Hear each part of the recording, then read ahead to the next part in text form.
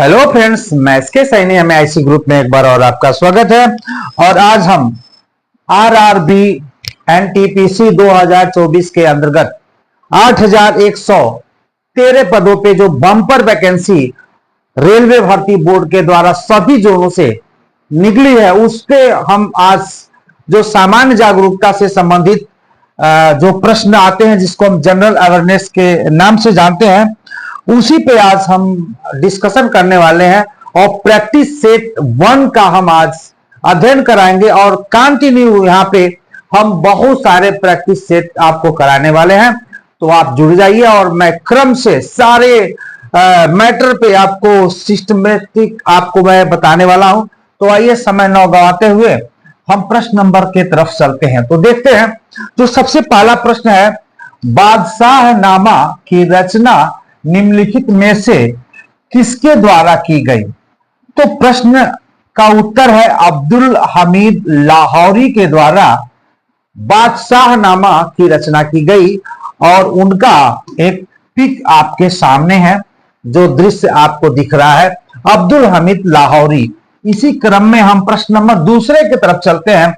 जब किसी समीकरण के दोनों ओर प्रत्येक तत्व के परमाणुओं की संख्या समान होती है तो यह कहलाता है संतुलित समीकरण। आप जान सकते हैं, जब दोनों तरफ समान संख्याएं अगर रहेगी तो स्वाभाविक है कि वो संतुलन की अवस्था में होगी। तो इसलिए ऑप्शन सी सही है, संतुलित समीकरण। आइए प्रश्न नंबर तीसरे, बीसी राय पुरस्कार किस क्षेत्र में दिया जाता है? तो यह चिकित्सा के क्षेत्र में यह पुरस्कार दिया जाता है, इसलिए ऑप्शन सी सही है, बीसी राय पुरस्कार। आइए इससे संबंधित कुछ बातों का हम अध्ययन करते हैं। प्रश्न नंबर चौथा, दामोदर वैली कॉरपोरेशन क्या है? तो यह एक सांविधिक निकाय है, यह एक सांविधिक निकाय है, इसलिए ऑप्शन आपका ए सही है। अधिनियम 1948 के अंतर्गत स्थापित एक सांविधिक निकाय है और इसका मुख्यालय जो है कोलकाता में है, कोलकाता में इसका मुख्यालय है। आइए प्रश्न नंबर 5वें की तरफ, भारत में सर्वोच्च वीरता पुरस्कार कौन सा है? तो सर्वोच्च वीरता पुरस्कार कौन सा आप कह सकते हैं? तो परमवीर चक्र, ऑप्शन डी सही है। परमवीर चक्र भारत का सर्वोच्च वीरता पुरस्कार है और इसकी स्थापना 26 जनवरी 1950 को किया गया था। और ये देख सकते हैं, परमवीर चक्रता के लिए ये जो मेडल प्रदान किया जाता है, इसका पिक हम आपके सामने लेकर के आए हैं। प्रश्न नंबर, पुलिंजर पुरस्कार किस क्षेत्र में असाधारण कार्य के लिए दिया जाता है? पुलिंजर पुरस्कार तो साहित्य एवं अकादमी के क्षेत्र में यह पुरस्कार दिया जाता है, इसलिए ऑप्शन आपका सी सही है। आइए इससे रिलेटेड कुछ बातों का अध्ययन कर सकते हैं। इस पुरस्कार की स्थापना 1917 में की गई थी और यह कोलंबिया यूनिवर्सिटी न्यूयॉर्क द्वारा प्रदान किया जाता है। कोलंबिया यूनिवर्सिटी का एक पिक आपके सामने है, जो आप देख सकते हैं। तो 1917 में इस पुरस्कार की स्थापना की गई थी और कोलंबिया यूनिवर्सिटी के द्वारा दिया जाता है पुलिंजर पुरस्कार। कार्बन मोनोऑक्साइड प्रदूषण क्यों है? तो इसका सही उत्तर, यह हीमोग्लोबिन के साथ अभिक्रिया करता है, इसीलिए हम कह सकते हैं जो कार्बन मोनोऑक्साइड प्रदूषण है। नेक्स्ट चलते हैं प्रश्न नंबर 8वें की तरफ, भारत के कच्छ का रण किस लिए प्रसिद्ध है? तो किस लिए प्रसिद्ध है? हम कह सकते हैं कि ज्वारी मिट्टी के मैदान के लिए, ज्वारी मिट्टी के मैदान के लिए कच्छ का रण जो गुजरात में आपको है, गुजरात में कच्छ का रण है और कच्छ भारत का सबसे बड़ा जिला है। तो सही उत्तर आपका है, ज्वारी मिट्टी के मैदान के रूप में यह प्रसिद्ध है। वाणिज्य बैंक निम्नलिखित में से किस प्राथमिक क्षेत्रों को ऋण देता है? तो ऑप्शन बी सही है, कृषि लघु उद्योग कमजोर तबके के लिए ऋण देता है, इसलिए ऑप्शन आपका बी सही है, वाणिज्य बैंक। वाणिज्य बैंक जिसको व्यापारिक बैंक कहते हैं। भारतीय रिजर्व बैंक का लेखा वर्ष क्या है? तो जुलाई से जून है, इसका लेखा वर्ष जो जुलाई से जून है। और आरबीआई की स्थापना हम कह सकते हैं 1 अप्रैल 1935 को हुई और इसकी जो हेड ऑफिस इस समय बॉम्बे में, हेड ऑफिस इसका बॉम्बे में है। 4 इसके क्षेत्रीय कार्यालय हैं, दिल्ली, कोलकाता, मुंबई और मद्रास, ये 4 इसके क्षेत्रीय कार्यालय हैं। तो नेक्स्ट चलते हैं, पृथ्वी जिस समय सूर्य के सबसे अधिक दूरी पर होती है उस समय उसकी स्थिति क्या होती है? तो ऑप्शन ए सही है, यह एफिलियन इसको बोलते हैं, मतलब अपसौर इसको बोलते हैं।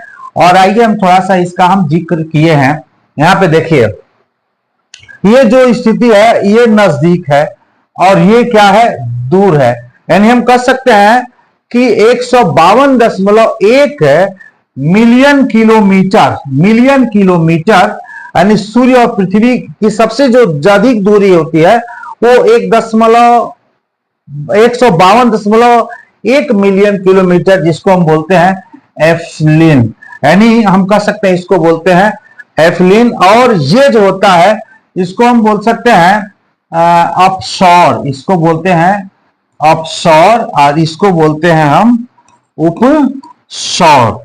तो ये यहाँ पे दूरी कम है और ये वाली दूरी क्या है, अधिक है। तो अधिक वाली दूरी को, यानी ये सूर्य है और सूर्य से कब, यह जुलाई में ये 4 जुलाई को यह दूरी सबसे अधिक होती है और यह जनवरी में यानी 3 जनवरी को सबसे ये दूरी कम होती है।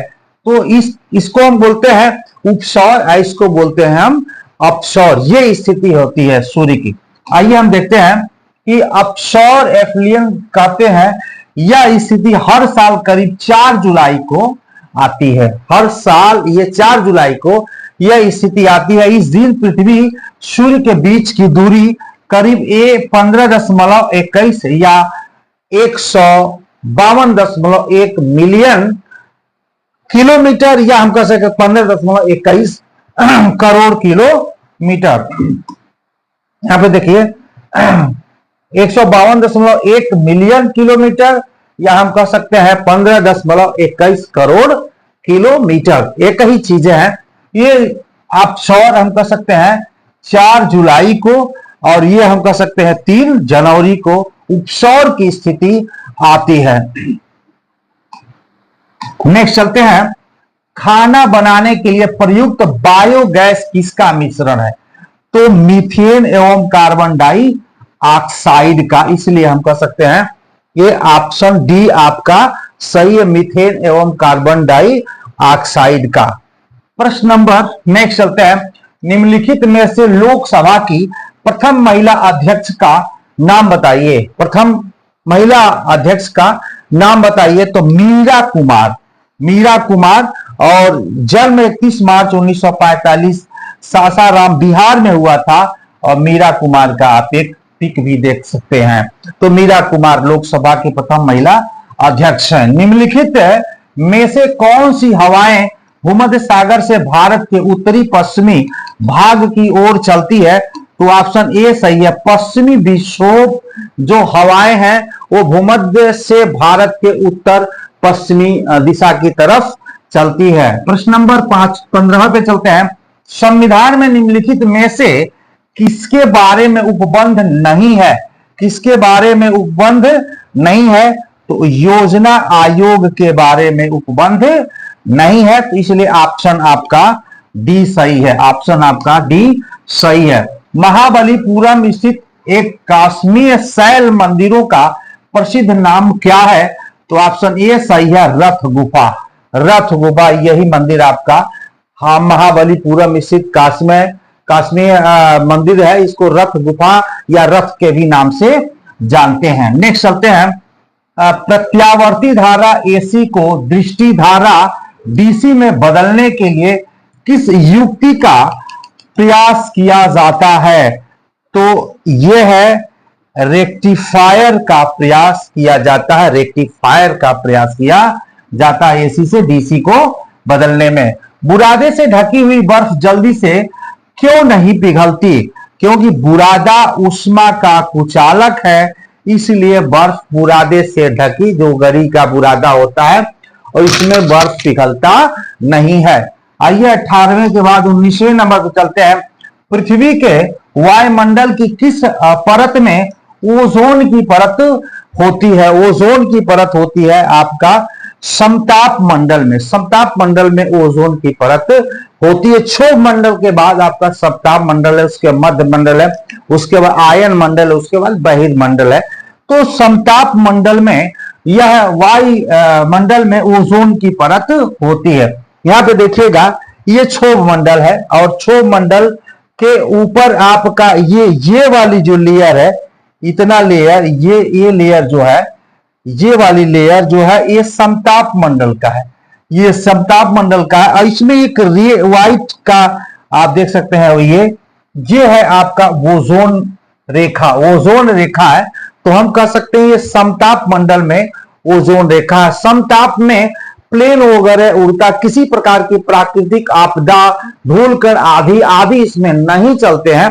तो इसी समताप मंडल में ओजोन की परत पाई जाती है। नेक्स्ट चलते हैं, ग्रेट बैरियर रीफ कहां स्थित है?